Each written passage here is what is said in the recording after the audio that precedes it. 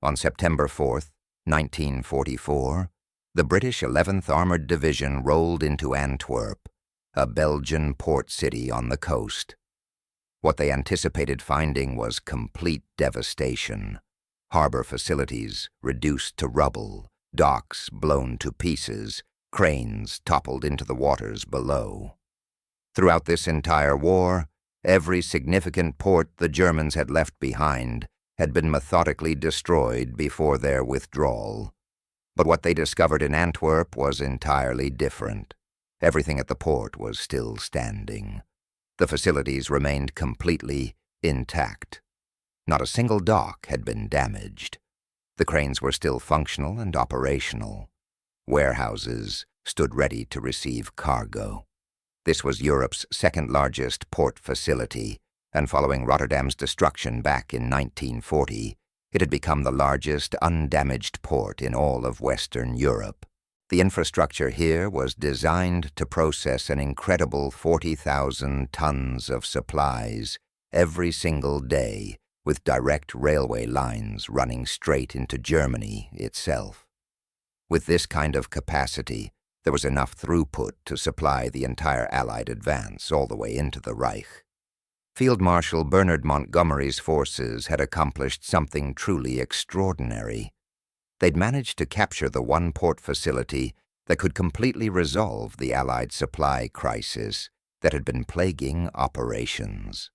This was the one facility capable of keeping armies moving eastward without any interruption. This was the one strategic asset that could potentially bring the war to an end before Christmas arrived. Montgomery immediately dispatched a message to Supreme Commander Dwight Eisenhower. The message read, "Antwerp captured with facilities completely intact. Port undamaged, prepared for immediate operational use." Eisenhower was absolutely stunned when he received this news.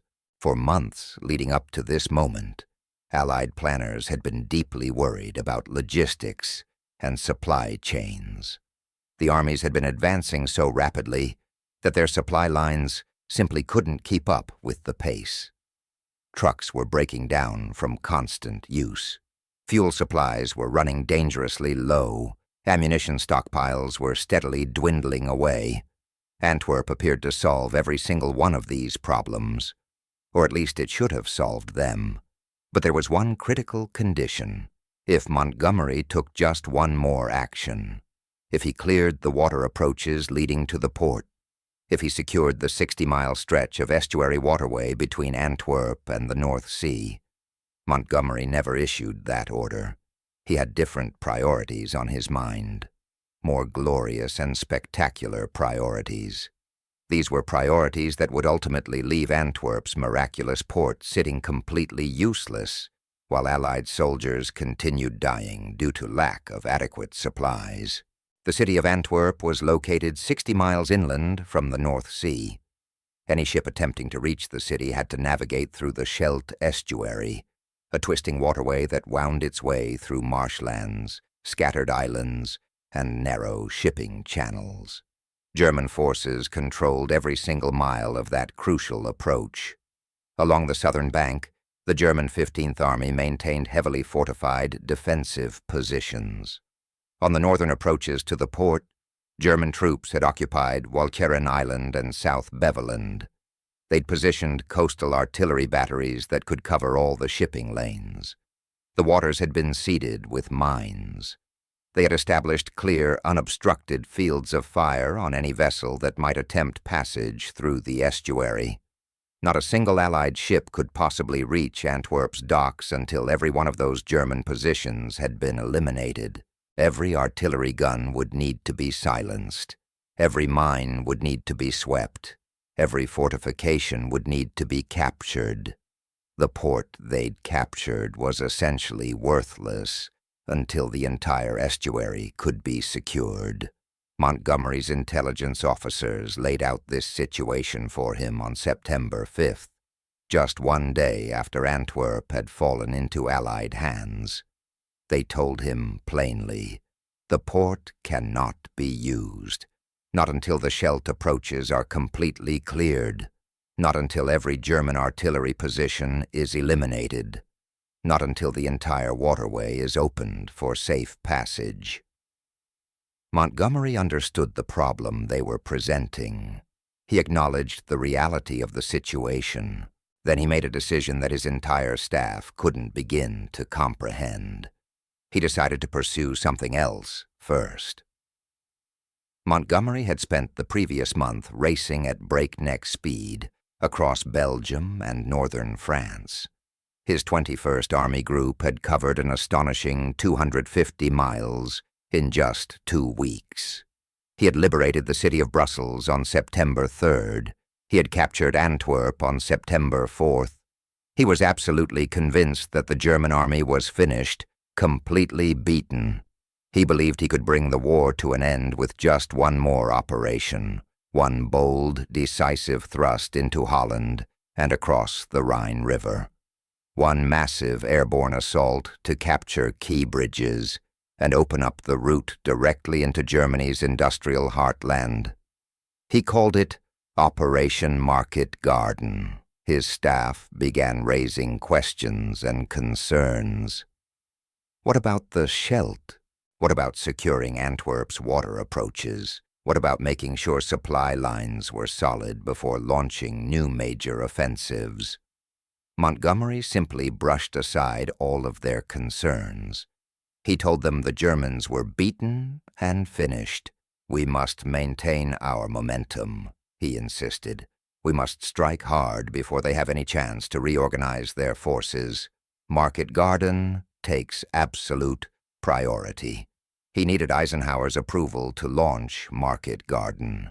The operation would require truly massive resources, 3 entire Allied airborne divisions, priority allocation for fuel and ammunition, complete control of Allied air forces, total commitment to his northern advance strategy.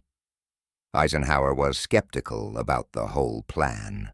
His preferred broad front strategy called for advancing into Germany along multiple axes of attack.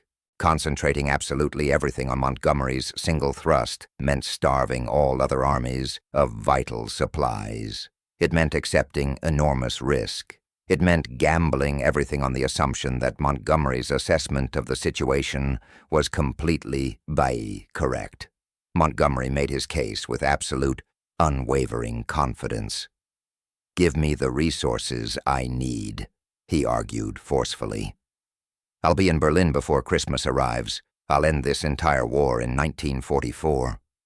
Eisenhower gave his approval for Market Garden on September 10th. He granted Montgomery top priority for all available supplies. He assigned 3 complete airborne divisions to support the operation. He committed Allied air forces to provide support for the assault. Neither man gave any orders whatsoever to clear the Scheldt estuary. They both simply assumed it could wait until later.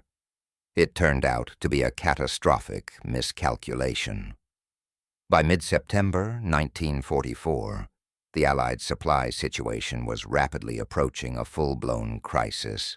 The armies had advanced so far and so fast that their supply lines simply couldn't keep pace with the advance. The main supply port was still located at the Normandy beaches and Cherbourg, over 400 miles behind the current front lines. Every single gallon of gasoline had to be trucked all the way from Normandy to the front. Every artillery shell, every food ration, every single replacement part had to make that journey. The trucks themselves needed fuel just for the round trip back and forth. The entire system was breaking down and collapsing under its own massive weight. General George Patton's Third Army was completely running out of fuel. His tank formations were sitting idle east of Paris. His advance toward the German border had come to a complete halt. Not because of any German resistance, but simply because supply trucks couldn't reach his position. The silence of those idle tanks was absolutely deafening. American tank crews who had spent the entire month of August chasing the retreating Germans across France at breakneck speed were now just sitting on their tank hulls, watching the autumn rain turn all the roads into thick sludge. They knew full well the Germans were reeling and vulnerable. They knew the road to the Rhine lay wide open in front of them. But without fuel, a Sherman tank is nothing more than a 30-ton steel bunker sitting uselessly in a field. The incredible momentum that had carried them all the way from Normandy was evaporating before their eyes. It was being replaced by a creeping sense of dread that they wouldn't be home for Christmas after all. General Courtney Hodges's First Army was being forced to ration ammunition carefully. Units were being told to strictly limit their artillery fire, to conserve precious machine gun rounds, to make absolutely every shot count, because replacement ammunition simply wasn't arriving. The solution to all these problems sat right there in Antwerp, a port with the capacity to deliver 40,000 tons every single day, located 200 miles closer to the front lines than Normandy, complete with rail connections that could move supplies directly to the armies at the front. But Antwerp's docks remained completely empty. No ships could possibly reach them. The Scheldt estuary remained firmly in German hands. Montgomery's 21st Army Group received priority allocation of whatever supplies were available. Everything was being diverted and redirected to support Market Garden. American armies were told to consolidate their current positions, to defend rather than attack, to wait patiently while Montgomery attempted his supposedly decisive thrust. Patton protested furiously to Eisenhower about the situation. "We're being starved of supplies," he argued passionately. "We could be advancing straight into Germany right now. Instead, we're sitting completely still while Montgomery gets everything he needs for an operation that isn't even addressing our fundamental supply problem." Eisenhower held firm on his decision. "Market Garden launches on September 17th, he told Patton. "When it succeeds, the entire supply situation will improve dramatically. When we control Holland and cross the Rhine, the whole strategic picture changes." On September 17th, 1944, 3 Allied airborne divisions dropped into Holland. The 101st Airborne landed at Eindhoven. The 82nd Airborne dropped at Nijmegen. The British 1st Airborne landed at Arnhem. It was the largest airborne operation in all of military history. The plan was to capture bridges spanning rivers and canals, thereby creating a corridor for British ground forces to advance through Holland straight into Germany. If the operation worked as planned, Montgomery promised, the war would end within weeks. It didn't work. German resistance turned out to be significantly stronger than intelligence had predicted. The single highway through the corridor became an absolute killing ground. British paratroopers at Arnhem found themselves surrounded and eventually overwhelmed. The entire operation collapsed within 9 days. The casualties were absolutely devastating. Over 17,000 Allied soldiers were killed, wounded, or captured in the failed operation. The British 1st Airborne Division was effectively destroyed as a fighting unit. German forces retained complete control of the Rhine River crossings. The corridor into Germany remained firmly closed. Montgomery declared the operation to be 90% successful, despite the outcome. He claimed that valuable ground had been gained. He argued that important lessons had been learned. He showed absolutely no inclination to accept personal responsibility for the disaster. By early October 1944, the Allied High Command was being forced to confront an unpleasant reality. The German army had not collapsed as predicted. The war would not end in 1944 after all. Winter was rapidly approaching, and Allied armies were still fighting in France and Belgium, rather than advancing deep into Germany. Eisenhower called a conference of all his senior commanders. The topic of discussion was logistics. How could they sustain operations through the approaching winter? How should they prepare for spring offensives into Germany? How could they solve the supply problem that was crippling operations across the entire theater? The answer was obvious to absolutely everyone in that conference room. Antwerp. Open the port. Clear the Scheldt. Get ships bringing supplies directly to Belgium instead of trucking everything from distant Normandy. Montgomery was asked directly why the Scheldt hadn't been cleared yet. He explained that his forces had been fully committed to Market Garden, that clearing the estuary would require very significant resources, that the German positions were extremely strongly fortified, that the operation would take considerable time to complete. Eisenhower's patience was completely exhausted at this point. Quote 3. He told Montgomery firmly. Quote 4. Montgomery agreed to the directive. He would assign the Canadian First Army to clear the Scheldt. The operation would begin immediately. The port would be opened within a matter of weeks. But October was already half over by this point. Antwerp had been captured way back on September 4th. 6 full weeks had passed with the port sitting completely useless. 6 weeks when Allied armies could have been receiving 40,000 tons of supplies daily. 6 weeks that would have consequences nobody in that conference room fully understood yet. The Canadian First Army received their orders to clear the Scheldt estuary in mid-October 1944.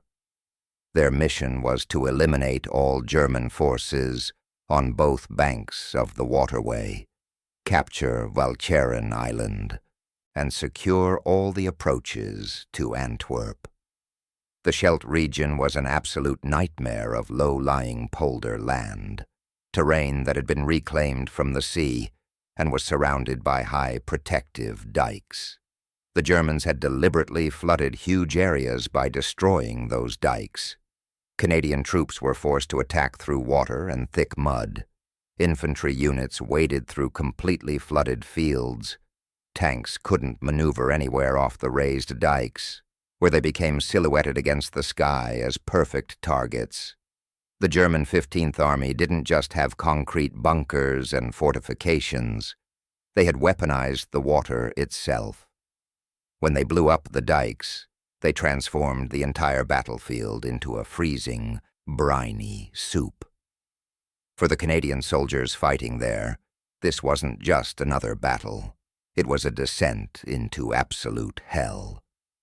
There were no foxholes they could dig for protection. You'd hit water after digging just 6 inches down. There was no natural cover available anywhere. The land was as flat as a table stretching to the horizon. Men who were wounded in the assault didn't just fall down. They slipped into the freezing mud and often drowned before medics could possibly reach them. It was a miserable, wet, rat-infested slog through hell. The enemy soldiers were often completely invisible until suddenly the water around you started boiling and churning with machine gun fire. The fighting was absolutely savage and brutal. Canadian infantry units assaulted concrete bunkers while standing in freezing water. Engineers cleared deadly minefields while under constant fire. Artillery pounded away at German positions that had to be taken one at a time, inch by bloody inch. Progress was measured in mere hundreds of yards gained per day. The operation that Montgomery had promised would take just a few weeks stretched on and on into November. Casualties mounted steadily higher. The Canadian 2nd Infantry Division alone lost 2,000 men just taking the South Beveland Peninsula. British forces assaulting Walcheren Island suffered another 8,000 casualties in the brutal fighting. The German defenders understood exactly what they were preventing by holding their positions. As long as they held control of the Scheldt, Antwerp's port remained completely useless. As long as the port was useless, Allied supply lines stayed dangerously stretched. As long as supply lines stayed stretched thin, Allied offensives remained severely limited. They fought desperately for every fortification, every small village, every mile of waterway. They made the Canadians pay dearly for every single advance. They were buying precious time for Germany to prepare its winter defensive lines. Finally, on November 8, 1944, Canadian forces secured Walcheren Island. The last German positions controlling the Scheldt were captured at last. The estuary was now in Allied hands, but the waterways still had to be cleared of all the mines that had been laid. Every channel needed to be swept. Every approach had to be verified as safe. Navy minesweepers began the tedious, dangerous work of making the Scheldt passable for shipping. On November 28, 1944, the Liberty ship SS Fort Cataraqui entered Antwerp harbor. It was the very first Allied vessel to reach the port since its capture 85 days earlier. The docks that had sat completely empty for nearly 3 months finally began receiving cargo shipments. 85 days. From September 4th, when British forces captured the intact port facility, to November 28th, when the first supply ship finally arrived, 85 days when those port facilities could have been delivering 40,000 tons daily directly to Allied armies. The arithmetic was absolutely staggering when you calculated it out. 85 days at 40,000 tons per day equals 3.4 million tons of supplies that could have been delivered directly to Belgium instead of being trucked all the way from Normandy. That's enough fuel to keep every single Allied army advancing continuously without pause. Enough ammunition to sustain multiple major offensives simultaneously. Enough of everything to maintain constant, relentless pressure on Germany throughout the entire fall season.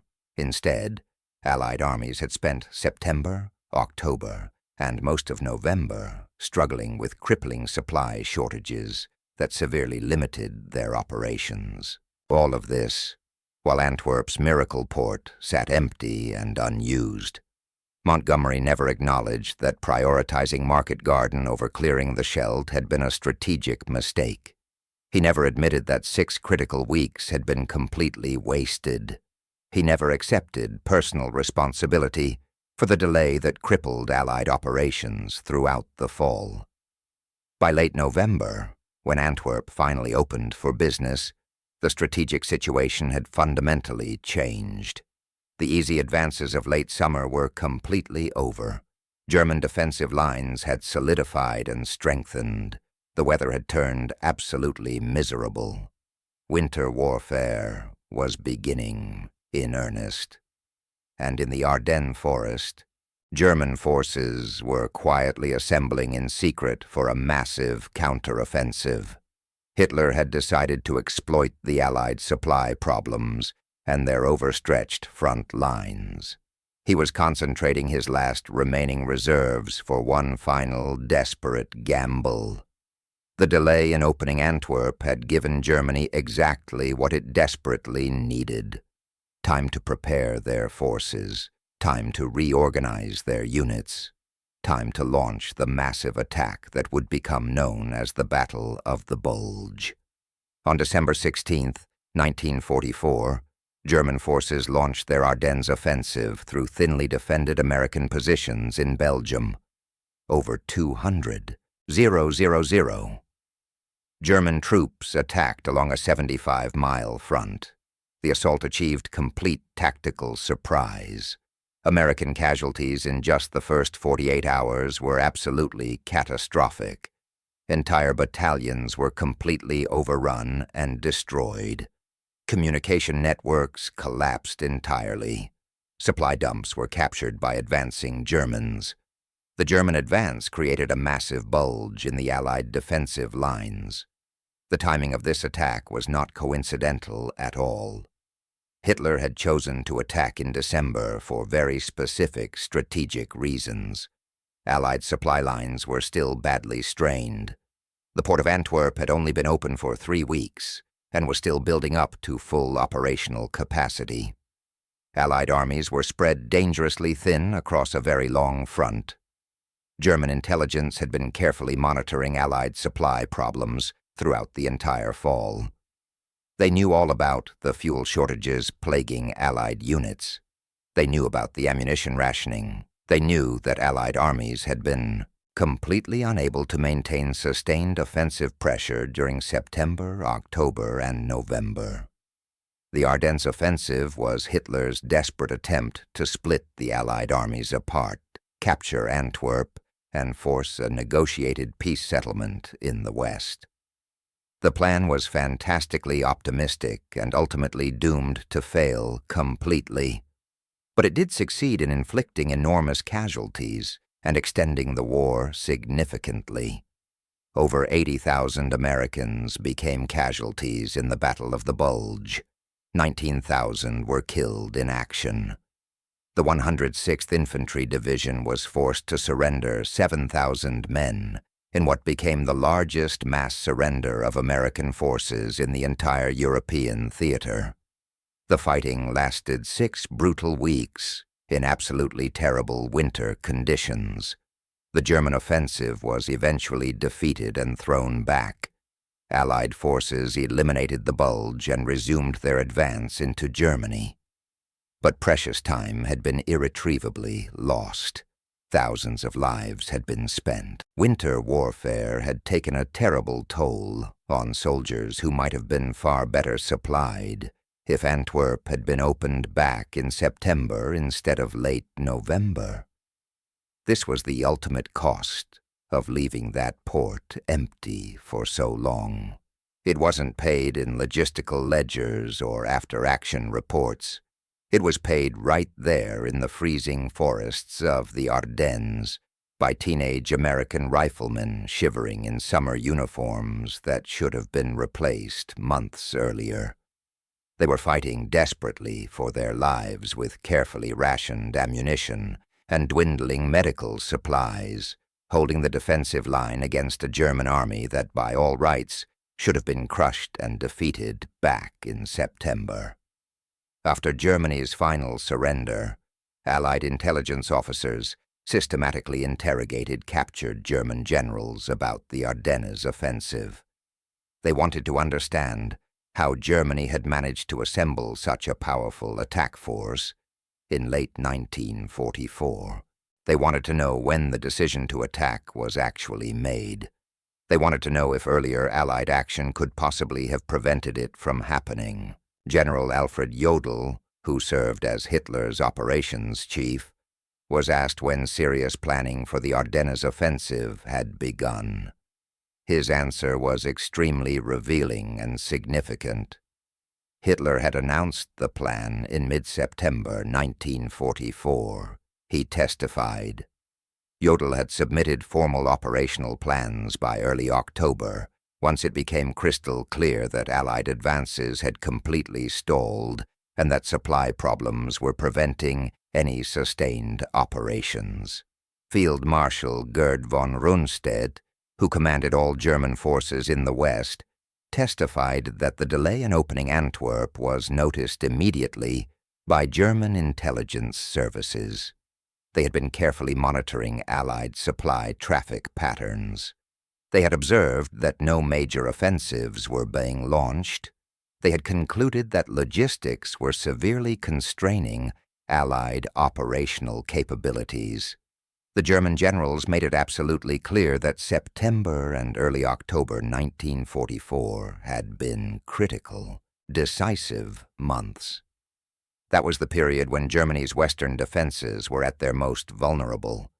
That was when sustained Allied pressure could have completely prevented Germany from reorganizing its forces. That was when opening Antwerp could have maintained all the momentum from the summer breakout operations. Instead, Allied armies had paused their advance. Market Garden had consumed enormous resources for an operation that ultimately failed completely. The Scheldt remained firmly in German hands, while Canadian forces were committed elsewhere, and Germany had used that precious time to prepare its last desperate counterattack. The interrogations revealed something else that was particularly striking. German commanders had been genuinely shocked when Antwerp's port wasn't immediately opened after its capture. They had naturally assumed that clearing the Scheldt would be the Allies' absolute top priority immediately after capturing the city. When weeks passed with no major effort being made to open the port, German operational planners suddenly realized they had been given an unexpected opportunity. Von Rundstedt was asked directly, if Antwerp had been opened in September, could the Ardennes offensive have been launched in December? His answer was completely unequivocal and clear. No, he stated flatly. If Allied supplies had been flowing freely through Antwerp during October and November, German forces would have faced sustained, relentless pressure across the entire front. There would have been absolutely no opportunity to secretly assemble reserves for any major offensive operation. Eisenhower spent the rest of his life defending his decision to approve Market Garden before ensuring Antwerp was properly opened. He argued that Montgomery's plan had genuine strategic merit, that the attempt to cross the Rhine in September was worth the calculated risk, that nobody could have possibly predicted Market Garden would fail so completely and catastrophically. His critics pointed out what seemed obvious in hindsight. Antwerp's critical importance was crystal clear from the very day it was captured. The absolute need to clear the Scheldt was apparent to every single staff officer. The supply crisis was crippling Allied operations across the board. Opening that port should have been the absolute top priority before launching any new major offensives.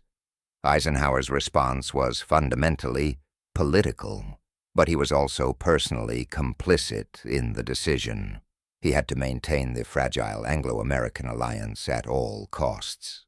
Montgomery was Britain's most prominent and celebrated general. Denying him resources for Market Garden would have created serious diplomatic problems. Churchill was already quite sensitive about British forces seemingly playing a secondary role to the larger American armies. The decision ultimately came down to coalition politics versus pure military efficiency. Eisenhower chose to keep Montgomery happy, to give him his chance at glory and fame, to prioritize alliance harmony over cold operational logic. The cost of that political choice was measured in supply tonnage that didn't get delivered during September, October, and early November, in major offensives that couldn't be launched due to crippling fuel shortages, in German forces that managed to escape complete destruction because Allied pressure couldn't be sustained. In the 85 days that Antwerp sat completely useless, Eisenhower was undeniably a master of coalition warfare. He successfully held together armies from multiple nations with completely different strategic cultures and approaches. He managed enormous egos and intense political pressures that would have absolutely overwhelmed most other commanders. His diplomatic skills were absolutely essential to achieving Allied victory. But diplomacy always has costs attached. Sometimes those costs are paid by ordinary soldiers who desperately needed supplies that never arrived because a vital port sat empty for 3 full months. Montgomery never admitted that leaving Antwerp useless while pursuing Market Garden was a major strategic error. In his memoirs written after the war, he defended every single decision he'd made. He argued that Market Garden had actually been 90% successful despite appearances. He claimed that German opposition had been unexpectedly strong and well organized. He even suggested that if Eisenhower had given him more resources, the operation would have achieved all its objectives. the 3-month delay in opening Antwerp received barely a single paragraph in his entire account of the campaign. British historians have been considerably more critical in their assessments. Even those generally sympathetic to Montgomery have acknowledged that clearing the Scheldt should have taken absolute priority over Market Garden, that the port's importance was glaringly obvious, that the consequences of the delay were severe and far-reaching. Max Hastings, who wrote extensively about the Northwest Europe campaign, called Montgomery's decision to prioritize Market Garden over Antwerp one of the major strategic blunders of the entire war. The captured port represented a golden opportunity to maintain all the momentum from the summer breakout. Montgomery had squandered that opportunity completely for an operation that achieved absolutely nothing of value. Anthony Beevor noted that Montgomery's massive ego and personal ambition led him to pursue spectacular operations rather than unglamorous logistical work. Clearing the Scheldt estuary wasn't glamorous in any way. It was brutal infantry fighting in absolutely miserable terrain. It wouldn't make newspaper headlines back home. It wouldn't position Montgomery as the brilliant man who ended the war with one spectacular maneuver. Montgomery's reputation somehow survived the war completely intact. He was promoted to the rank of Field Marshal. He received numerous honors and public accolades. The British public absolutely revered him as a hero. His mistakes were conveniently overlooked or minimized in the official histories. The Canadian soldiers who fought for 6 brutal weeks in the flooded Scheldt received far less recognition and acclaim. The American soldiers who died in the Bulge never knew that their supply problems had been prolonged by strategic choices made back in September. The 85 days that Antwerp sat useless became merely a footnote in historical accounts that celebrated Montgomery's supposed brilliance and genius. The cost of Montgomery's decision wasn't just measured in tons of supplies. Those 85 days represented fuel that Patton's Third Army needed to maintain its rapid advance through September, ammunition that First Army required to conduct major offensives in October, replacement parts for vehicles that wore out from excessive use on long supply runs, winter clothing that arrived late because of severe transportation constraints. These shortages directly affected what Allied armies lost in operational capability. But the human cost is much harder to calculate with any precision. How many Americans died in the Bulge specifically because Germany had been given time to prepare its offensive? How many British and Canadian soldiers were killed clearing the Scheldt in November, when the operation could have been conducted in September with significantly less resistance? How many additional months was the war extended because Allied momentum was completely lost during the fall? The facts are absolutely clear and undeniable. Montgomery captured an intact, functional port on September 4th. He didn't clear the water approaches until November. Allied armies struggled with crippling supply shortages for 3 full months. Germany used that precious time to reorganize their forces and launch a counterattack. Montgomery chose personal glory over practical logistics. Soldiers paid for that choice with their lives, with their blood, with months of unnecessary suffering that might have been completely avoided if the miracle port at Antwerp had been opened immediately when it was captured rather than when it was finally cleared 85 days later. Wars are won by logistics every bit as much as by battlefield victories.